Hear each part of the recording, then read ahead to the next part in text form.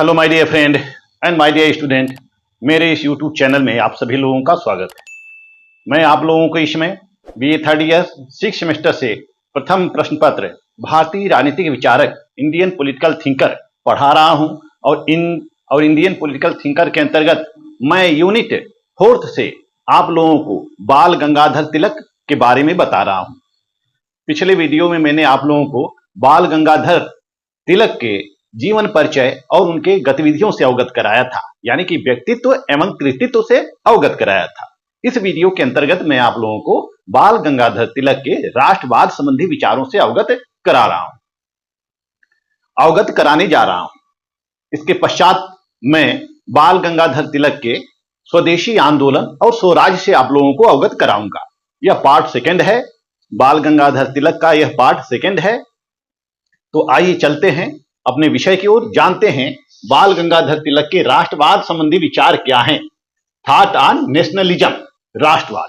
जैसा कि हम राष्ट्रवाद को पढ़ते आ रहे हैं, बहुत चिंतकों के राष्ट्रवादी संबंधी विचारों को पढ़े हैं। राष्ट्रवाद का मतलब क्या होता है? राष्ट्र से संबंधित विचारधारा, यानी कि राष्ट्र की एकता, अखंडता, संप्रभुता को सुरक्षित करने वाली जो विचारधारा होती है उसको हम राष्ट्रवाद कहते हैं। यानी कि भारत की एकता, अखंडता को सुरक्षित बनाए रखने की जो धारणा है यह राष्ट्रवाद से संबंधित है। जैसा कि राष्ट्रवाद संबंधी धारणा को लेकर विभिन्न विद्वानों में मतभेद है। हम यूरोपीय राष्ट्रवाद की धारणा को अलग देख सकते हैं और भारत की राष्ट्रवाद संबंधी धारणा को अलग देख सकते हैं, क्योंकि यूरोपियनों का मानना था कि भारत राष्ट्र नाम की कोई वस्तु नहीं है। भारत राष्ट्र नाम की कोई वस्तु नहीं है, जैसा कि लॉर्ड कर्जन स्वयं कहा करता था कि भारत राष्ट्र नाम की कोई चीज नहीं है। ऐसा क्यों कहा करते थे? क्योंकि उनके नजर में या उनकी दृष्टि में या उनके विचार से जो राष्ट्रवाद होता है वह एक जाति, एक धर्म, एक ही संस्कृति का सूचक होता है। जब उस भूभाग में रहने वाले समस्त लोग एक ही जाति, एक ही धर्म, एक ही संस्कृति से संबंधित रहते हैं और उनकी जो विचारधारा होती है वह राष्ट्र से जुड़ी होती है, तो उसको राष्ट्रवाद कहा जाता है। यानी कि राष्ट्र से जुड़ी किसी भी विचारधारा को हम राष्ट्रवाद की संज्ञा दे सकते हैं। तो यूरोपियनों का मानना था कि भारत राष्ट्र नाम की कोई वस्तु नहीं है, कोई चीज नहीं है। क्यों नहीं है? क्योंकि भारत में अनेक धर्मों के लोग रहते हैं, अनेक जातियों के लोग रहते हैं, अनेक कल्चर के लोग रहते हैं। हमारे यहाँ भौगोलिक विभिन्नता है, हमारे यहाँ भौगोलिक विभिन्नताएं हैं, सांस्कृतिक विभिन्नताएं हैं, धार्मिक विभिन्नताएं हैं। इसीलिए अंग्रेजों ने भारत को राष्ट्र नहीं माना। परंतु भारतीय दृष्टिकोण के अनुसार भारत एक राष्ट्र है, क्योंकि सभी लोग विभिन्न धर्मों से संबद्ध होते हुए, विभिन्न धर्मों से संबंध रखते हुए, या फिर विभिन्न जातियों से संबद्ध होते हुए, विभिन्न संस्कृतियों से संबद्ध होते हुए भी सभी लोग एकता के सूत्र में बंधे हों। सभी लोग भारतीयता जैसे भावनात्मक शब्द से जुड़े हैं। सभी लोग भारतीय हैं, चाहे वह हिंदू हो, चाहे मुस्लिम हो, चाहे सिख हो, चाहे ईसाई हो, चाहे वह किसी जाति के हो, चाहे जम्मू कश्मीर का रहने वाला व्यक्ति हो, चाहे असम का रहने वाले व्यक्ति हो, चाहे वह तमिलनाडु का रहने वाला व्यक्ति हो, चाहे वह उत्तर प्रदेश, बिहार, मतलब किसी भी राज्य का रहने वाला व्यक्ति हो, सभी लोग क्या है? भारतीय। वी आर द इंडियन, सभी लोग इंडियन है। यानी कि भारतीयता जैसे शब्द से सभी लोग जुड़े हुए हैं। इसलिए भारत को भारतीय विद्वानों के अनुसार राष्ट्र माना गया है और भारत को राष्ट्र कहते हैं। विभिन्न विद्वानों के द्वारा हमने राष्ट्रीयता संबंधी विचारों को पढ़ा है और सभी विद्वान इस बात पर सहमत होते हैं कि भारत को स्वतंत्र होना चाहिए और यहाँ की जो सरकार है वह राष्ट्रीय सरकार होनी चाहिए। जो सरकार है वह राष्ट्रीय सरकार होनी चाहिए, साम्राज्यवादी सरकार नहीं होनी चाहिए, औपनिवेशिक सरकार नहीं होनी चाहिए। हमारी राष्ट्रीय सरकार हो जिसमें खुद हमारे देश के लोग ही इन्वॉल्व हों और देश के लोग भी हिस्सा लें, उन देश के लोगों के द्वारा ही चलाया जाए। यानी कि एक राष्ट्रीय सरकार की स्थापना का विचार ये प्रस्तुत करते हैं और उस देश में रहने वाले सभी जाति, धर्म, वर्गों की सामूहिक एकता की बात करते हैं। यह सामूहिक एकता की बात करते हैं, जैसा कि जवाहरलाल नेहरू ने एक पुस्तक लिखी, डाइवर्सिटी इन यूनिटी, विविधता में एकता। हमारे यहाँ विविधता होते हुए भी भारत एक है। तो बाल गंगाधर तिलक भी कुछ इसी तरह से राष्ट्रीयता को मानते हैं। वह कहते हैं कि भारत में रहने वाले जितने लोग हैं सभी लोग भारतीय हैं, सभी लोग इंडियन हैं। सभी लोगों को भारत को स्वतंत्र कराने के लिए आजादी की लड़ाई में आगे आना चाहिए। सभी लोगों को अपने हितों का बलिदान कर देना चाहिए। किसके लिए? स्वराज प्राप्त करने के लिए, भारत को आजाद कराने के लिए, राष्ट्रीय सरकार की स्थापना के लिए, क्योंकि भारत में विदेशी हुकूमत का राज था, अंग्रेजों का राज होता है, तो अंग्रेजी हुकूमत को तिलक कभी भी बर्दाश्त नहीं करते थे और इसीलिए तिलक को हम उग्र राष्ट्रवाद का समर्थक भी करते हैं। तिलक को हम उग्र राष्ट्रीयता का समर्थक भी करते हैं। तिलक के जो राष्ट्रवाद संबंधी विचार हैं, उनके राष्ट्रवादी संबंधी विचारों में ही हमें उग्रवादी विचारधारा का दर्शन होता है। जैसा कि तिलक 1990 में ही यह भारतीय राष्ट्रीय कांग्रेस में शामिल हो जाते हैं। 1990 में कांग्रेस में यह शामिल हो जाते हैं। हालांकि कांग्रेस की स्थापना 1885 में ही हो चुकी थी, लेकिन तिलक, बाल गंगाधर तिलक 1990 में कांग्रेस से संबंधित होते हैं, कांग्रेस में शामिल होते हैं। जब तिलक कांग्रेस में शामिल होते हैं तो यह भी उदारवादियों के साथ नरमपंथी विचारों के पोषक होते हैं। लेकिन जब इनको लगता है कि हमारे उद्देश्य सफल नहीं हो रहे हैं या स्वराज सफल नहीं हो रहे हैं, तो फिर यह उग्रवादी विचारधारा के समर्थक हो जाते हैं या उग्रवादी विचारधारा को अपना लेते हैं और कांग्रेस की नीति को या उदारवादियों की नीति को भिक्षावृत्ति का नाम देते हैं, याचना का नाम देते हैं, दया का नाम देते हैं। तो हम भारतीय राष्ट्रीय आंदोलन के स्वतंत्रता संघर्ष को हम 3 कालों में विभाजित कर सकते हैं। पहला काल होता है 1885 से लेकर 1905 को, जिसको हम उदारवादी राष्ट्रीय आंदोलन का काल कहते हैं। दूसरा काल होता है 1905 से लेकर 1919 तक, जिसको हम उग्रवादी राष्ट्रीय आंदोलन का काल कहते हैं। और 1919 से 1947 के युग को हम गांधी युग कहते हैं। तो भारत को आजाद कराने के लिए, स्वतंत्रता प्राप्त करने के लिए, भारतीयों को अधिकार देने के लिए कांग्रेस की स्थापना हो चुकी थी और इसी कांग्रेस के बैनर के नीचे स्वतंत्रता संघर्ष लड़ा जा रहा था। लेकिन जो उदारवादी नेता थे, 1885 से 1905 का काल जो उदारवादी नेताओं का काल होता है, वह भी भारत को स्वतंत्र कराना चाहते थे, लेकिन उनके साधन अलग थे।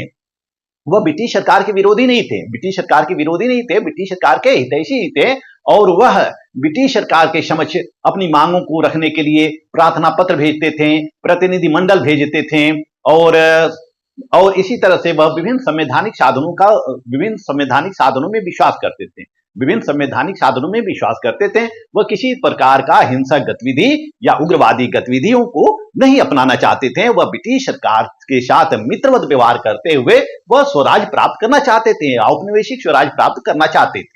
यानी कि उनको इतना अंग्रेजों के न्यायप्रियता में विश्वास था, अंग्रेजों के कार्यों में विश्वास था, अंग्रेजों को दयावान मानते थे उदारवादी नेता। तो इनका यह विश्वास होता है कि जब भारतीय अपना शासन स्वयं चलाने के योग्य हो जाएंगे, तब अंग्रेज भारत को छोड़कर फिर चले जाएंगे। तो औपनिवेशिक स्वराज प्राप्त करने के लिए उदारवादियों के साधन थे, उदारवादी नेता के साधन थे प्रार्थना पत्र भेजना, स्मृति पत्र भेजना एवं ब्रिटिश सरकार या अधिकारियों के पास प्रतिनिधि मंडल भेजना। यह सारे उनके साधन थे स्वराज प्राप्त करने के लिए। लेकिन ब्रिटिश सरकार उनके इन साधनों को तवज्जो नहीं देती थी, कोई महत्व नहीं देती थी और उनकी जो मांगे होती हैं वह मांगे पूरी नहीं की जाती हैं। परंतु बाल गंगाधर तिलक उदारवादियों की इस नीति से सहमत नहीं होते हैं। वह पूर्ण स्वराज प्राप्त करना चाहते थे, जबकि उदारवादी नेता जो थे वह औपनिवेशिक स्वराज प्राप्त करना चाहते थे। उदारवादी औपनिवेशिक स्वराज, यह औपनिवेशिक स्वराज क्या है कि ब्रिटिश सरकार के अंतर्गत रहकर, औपनिवेशिक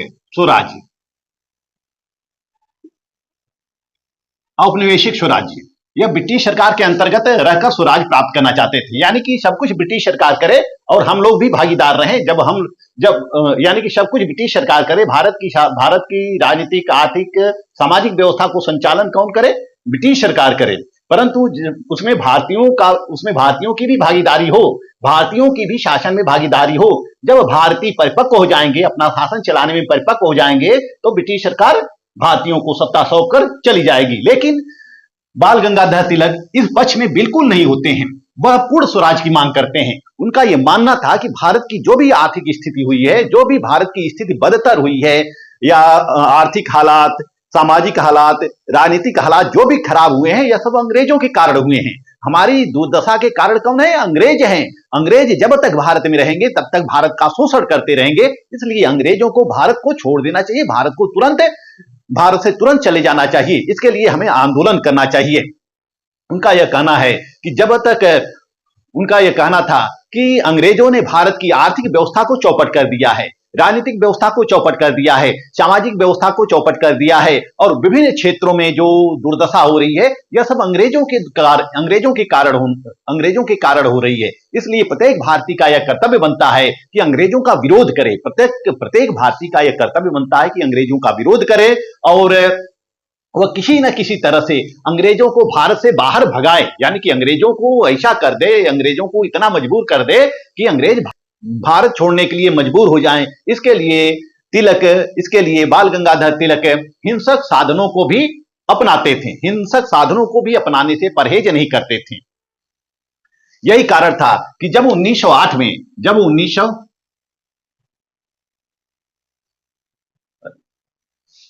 यह 1905 है, इसको हमने 1805 बता दिया है, यह 1905 है और यह 1908 है। जब 1908 में मुजफ्फरपुर के जज किंग्सफोर्ड की हत्या की गई, किंग्सफोर्ड की हत्या का प्रयास किया गया। किंग्सफोर्ड मुजफ्फरपुर का जज होता है और 1907 में वह कलकत्ता का न्यायाधीश होता है। खुदीराम बोस और प्रफुल्ल चाकी, ये जो दो क्रांतिकारी होते हैं पश्चिम बंगाल के, उस समय पश्चिम बंगाल क्रांतिकारियों का गढ़ था। क्रांति की शुरुआत सबसे पहले वहीं से शुरू होती है, पश्चिम बंगाल से ही शुरू होती है।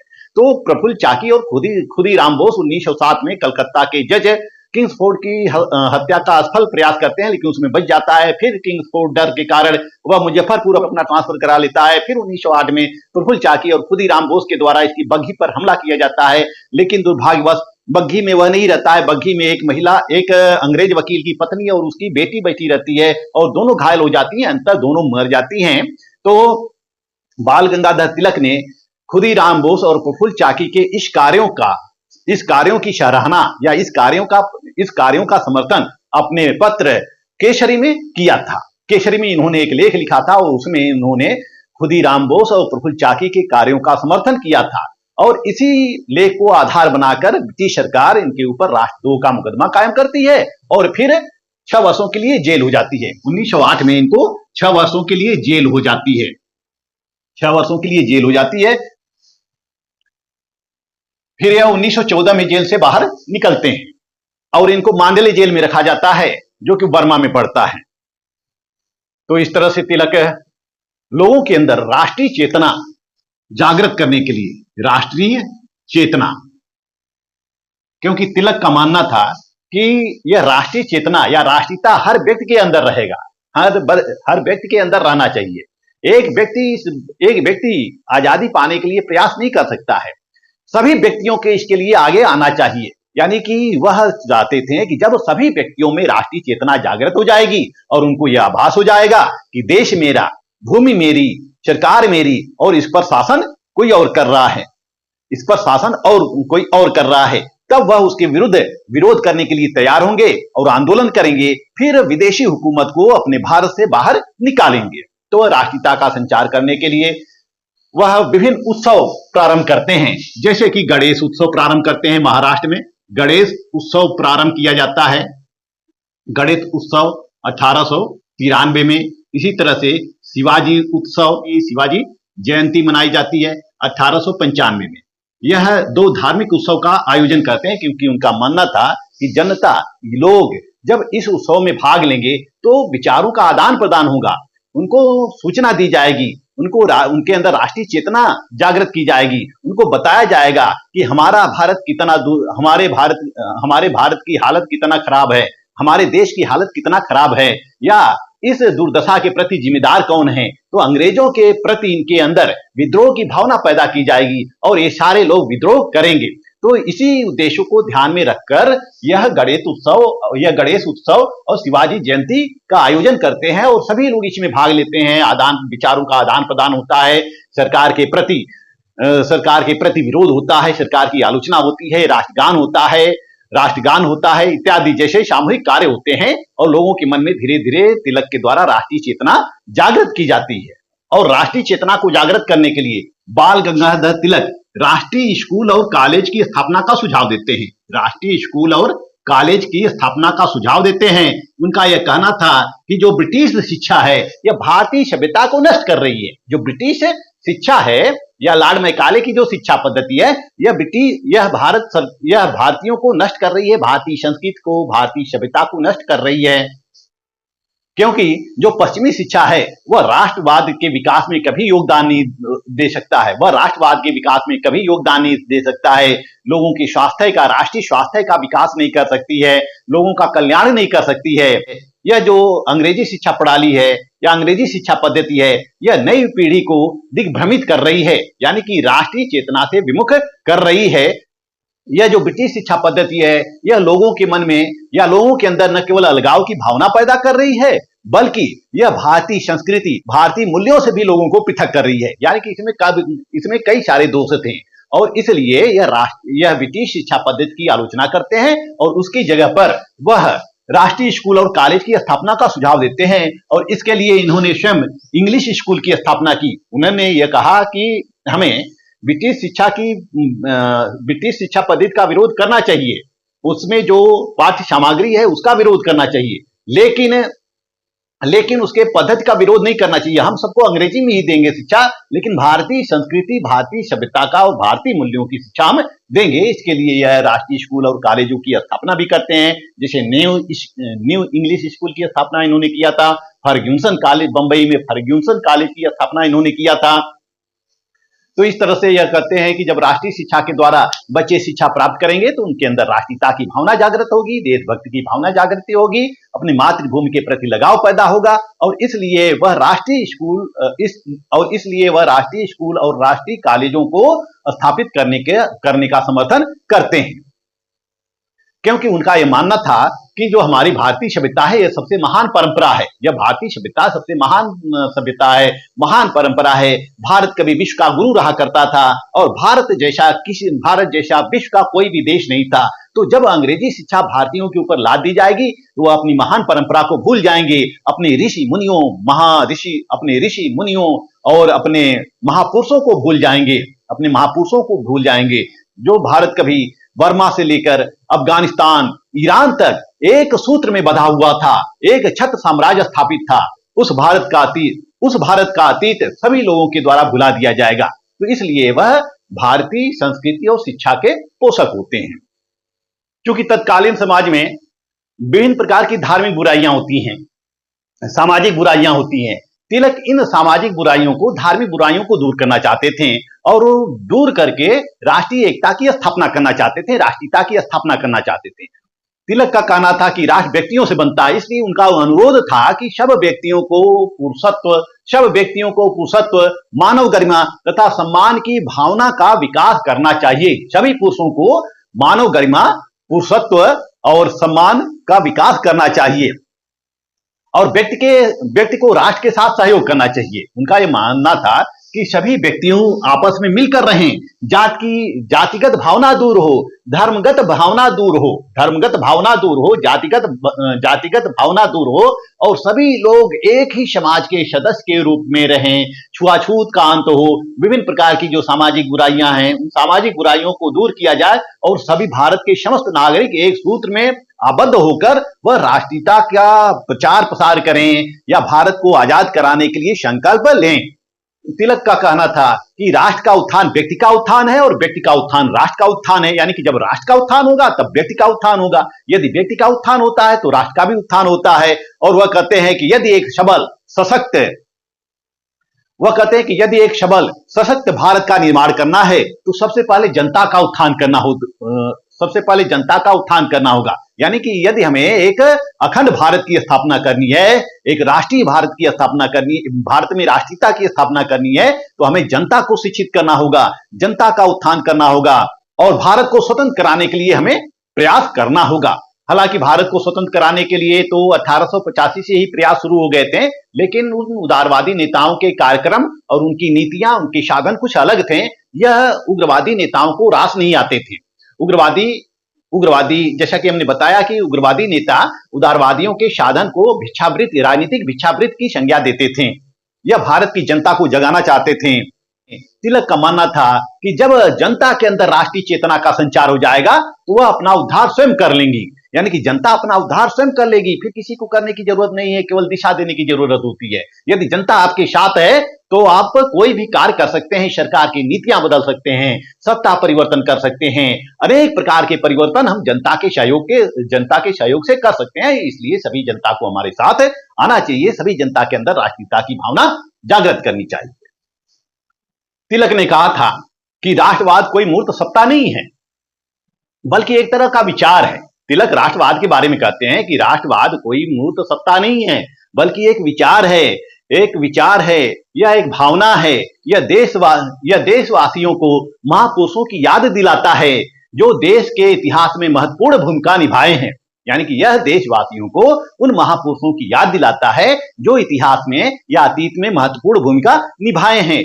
उनका यह कहना था कि राष्ट्र के भाग्य का निर्णय वहां के निवासियों के द्वारा किया जाना चाहिए। इस तरह से यह राष्ट्र के आत्मनिर्णय सिद्धांत को प्रतिपादित करते हैं। राष्ट्र के आत्मनिर्णय सिद्धांत को प्रतिपादित करते हैं, यानी कि यह जो आत्मनिर्णय सिद्धांत है, इसके अनुसार किसी भी राष्ट्र को अपने भाग्य का निर्माण स्वयं करना चाहिए, अपनी नीतियां स्वयं बनाना चाहिए, किसी विदेशी हुकूमत के प्रभाव से या विदेशी सरकार के द्वारा नीतियां नहीं बनानी चाहिए। क्योंकि आत्मनिर्णय का सिद्धांत विभिन्न यूरोपीय राष्ट्रों में भी लागू था, इसलिए बाल गंगाधर तिलक आत्मनिर्णय के सिद्धांत को भारत में भी लागू करना चाहते थे। वो कहते हैं कि एक राष्ट्रीय सरकार हो और यही राष्ट्रीय सरकार संप्रभु हो, इसमें विदेशियों का हाथ नहीं, विदेशियों का प्रभाव नहीं हो, विदेशियों से ये प्रभावित न हो, बल्कि यहाँ के जनता के द्वारा चुने गए या जनता के द्वारा गणमान्य व्यक्ति हो और वही भारत के भाग्य का निर्माण करें। बाल गंगाधर तिलक अपने राष्ट्रीय कार्यक्रमों को या राष्ट्रीय चेतना जागृत करने के लिए जो इन्होंने विभिन्न कार्यक्रम बनाए थे, जैसे स्वदेशी आंदोलन, स्वराज आंदोलन, जो भी विभिन्न कार्यक्रम बनाए थे, इस कार्यक्रम को वह कांग्रेस के द्वारा पारित कराना चाहते थे। वह चाहते थे, क्योंकि वह स्वयं कांग्रेस के सदस्य होते हैं, इसलिए वह चाहते थे कि कांग्रेस के बहुमत से एक कार्य योजना तैयार की जाए और इसी कार्य योजना के अनुसार हम कार्य करें। जब कांग्रेस का बनारस अधिवेशन होता है 1905 में, कांग्रेस का बनारस में अधिवेशन होता है, वाराणसी में, इसको हम बनारस अधिवेशन कहते हैं, क्योंकि यह बनारस में हुआ था। 1905 में जब बनारस में कांग्रेस का अधिवेशन होता है तो बाल गंगाधर तिलक ने उदारवादियों की जो नीति होती है उस नीति को याचिका तथा याचना की नीति कहा, यानी कि उदारवादियों की नीति का कड़ा विरोध करते हैं बाल गंगाधर तिलक, क्योंकि उदारवादियों के साधन इनको पसंद नहीं आते हैं। इनका यह मानना था कि 1885 से लेकर 1905 यानी कि 20 वर्षों तक हमने ब्रिटिश सरकार के पास प्रार्थना पत्र भेजा, स्मृति पत्र भेजा, प्रतिनिधिमंडल भेजा, लेकिन हमें कुछ हासिल नहीं हुआ, हमें कोई संतोषजनक परिणाम नहीं मिला। तो उनका यह मानना था कि अब हमें ब्रिटिश सरकार के विरुद्ध कड़ा रुख अख्तियार करना होगा, ब्रिटिश सरकार का जमकर विरोध करना होगा, लोगों के अंदर राष्ट्रीय चेतना का संचार करना होगा। इसके लिए तिलक और लाला लाजपत राय और बिपिन चंद्र पाल, भारतीय राजनीति में लाल की भूमिका 1905 से बहुत आक्रामक रूप से नजर आती है और बाल पाल के नेतृत्व में पूरा जो देश होता है 1905 से लेकर 1908 तक यह स्वदेशी आंदोलन में कूद पड़ता है। तो जो 1905 का जो बनारस अधिवेशन होता है, इसमें बाल गंगाधर तिलक, लाला लाजपत राय, बिपिन चंद्र पाल अपने कार्यक्रमों को पारित कराना चाहते थे, क्योंकि इसमें अध्यक्ष होते हैं, कांग्रेस के अधिवेशन के अध्यक्ष होते हैं गोपाल कृष्ण गोखले होते हैं, लेकिन गोपाल कृष्ण गोखले उग्रवादी नेताओं के इस योजना को स्वीकृत नहीं किया। इन्होंने उनकी योजना को स्वीकृत नहीं किया क्योंकि उनको लगता था कि इससे भारतीय स्वतंत्रता को खतरा उत्पन्न हो सकता है या इस साधनों से भारतीय स्वतंत्रता यथाशीघ्र नहीं प्राप्त कर सकते हैं। उदारवादी नेता सिर्फ स्वतंत्रता प्राप्त करने के लिए संवैधानिक साधनों को अपनाने का समर्थन करते थे, जबकि उग्रवादी नेता जैसे कि लाल बाल पाल ये उग्रवादी नेता थे। उग्रवादी नेता किसी भी तरह से स्वतंत्रता प्राप्त करने का समर्थन करते थे। यह पूर्ण स्वराज का संकल्प पारित कराना चाहते थे, लेकिन 1905 में इनका संकल्प पारित नहीं हो पाता है बनारस अधिवेशन में। फिर 1906 में कांग्रेस का कलकत्ता में अधिवेशन होता है, कलकत्ता अधिवेशन। इस अधिवेशन में भी जो उग्रवादी नेता होते हैं और उदारवादी नेता होते हैं, दोनों पक्ष के बीच विवाद उत्पन्न हो जाता है अध्यक्ष पद को लेकर। जैसे जो उदारवादी नेता होते हैं वह रास बिहारी बोस को अपना अध्यक्ष बनाना चाहते थे, लेकिन जो उग्रवादी नेता होते हैं वह लाला लाजपत राय या बाल गंगाधर तिलक को अपना अध्यक्ष बनाना चाहते थे। उनका यह मानना था कि यदि लाला लाजपत राय या बाल गंगाधर तिलक कोई भी एक व्यक्ति अध्यक्ष बन जाएगा तो हमारे उग्रवादी विचार, हमारे उग्रवादी नीतियां या पूर्ण स्वराज के संकल्प का प्रस्ताव पारित हो जाएगा।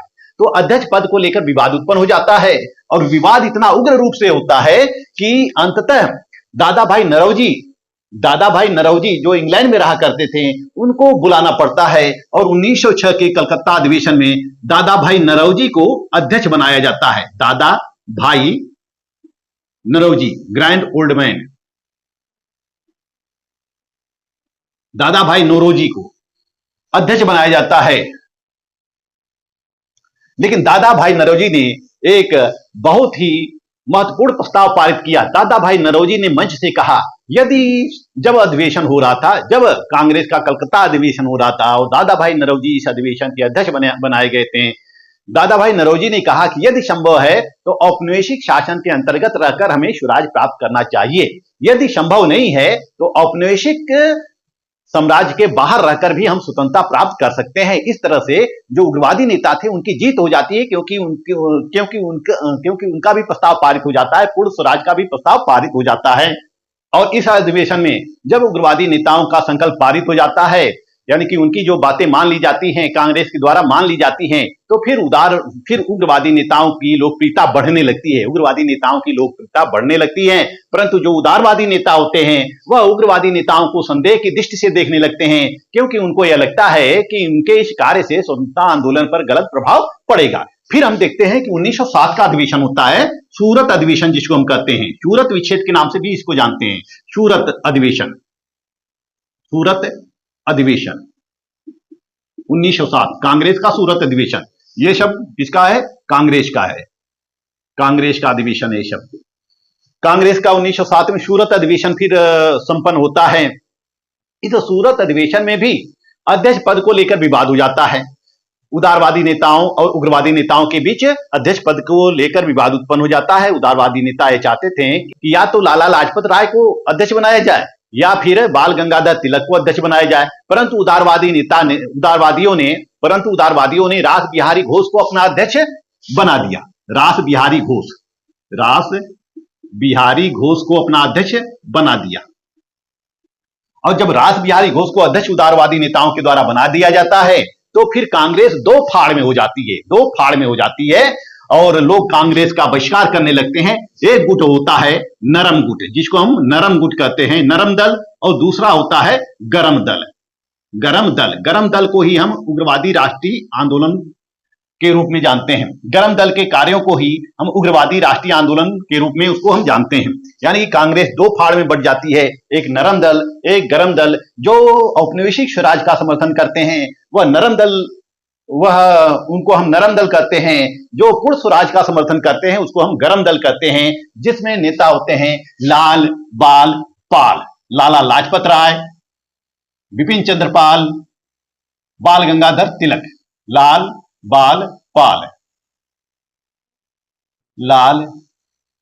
बाल पाल, ये त्रिमूर्ति होते हैं और इन्होंने पूरे देश में लोगों के अंदर राष्ट्रीय चेतना जागृत किया। लाला लाजपत राय पंजाब में, बिपिन चंद्र पाल पश्चिम बंगाल और पूर्वी बंगाल के अंतर्गत है, और जो बिपिन चंद्र पाल थे यह महाराष्ट्र में, मध्य प्रांत में और दक्षिण के अन्य राज्यों में राष्ट्रीय चेतना का संचार करते हैं। और फिर 1907 के पश्चात यह स्वदेशी आंदोलन चरम पे चलता है और राष्ट्रीय चेतना की लोगों के अंदर राष्ट्रीय चेतना जागृत होती है और लोग धीरे धीरे स्वदेशी आंदोलन से जुड़ने लगते हैं, स्वराज की मांग करने लगते हैं। और इसीलिए बाल गंगाधर तिलक ने कहा था कि स्वराज मेरा जन्मसिद्ध अधिकार है, मैं इसे लेकर रहूंगा। परंतु 1908 में इनके ऊपर राष्ट्रद्रोह का मुकदमा कायम किया जाता है और 6 वर्षों की जेल हो जाती है। फिर जो आंदोलन होता है वह धीरे धीरे मंद पड़ जाता है। फिर 1914 के पश्चात फिर से आंदोलन शुरू होता है। तो इस वीडियो में मैंने आप लोगों को बाल गंगाधर तिलक के राष्ट्रवादी विचारों को बताया, राष्ट्रवाद संबंधी विचार, ये किस प्रकार का, यह कैसे लोगों के अंदर राष्ट्रीय चेतना जागृत करना चाहते थे और राष्ट्र के बारे में इनकी सोच क्या थी। नेक्स्ट वीडियो में आप लोगों को स्वदेशी आंदोलन और स्वराज आंदोलन के बारे में बताऊंगा। फिर उसके पश्चात मैं इनके सामाजिक सुधारों से आपको अवगत कराऊंगा। मेरा वीडियो आप लोग देखते रहिए। मेरा वीडियो अच्छा लगे तो मेरे चैनल को लाइक, सब्सक्राइब और शेयर करते रहिए। मिलते हैं नेक्स्ट वीडियो में, तब तक के लिए धन्यवाद।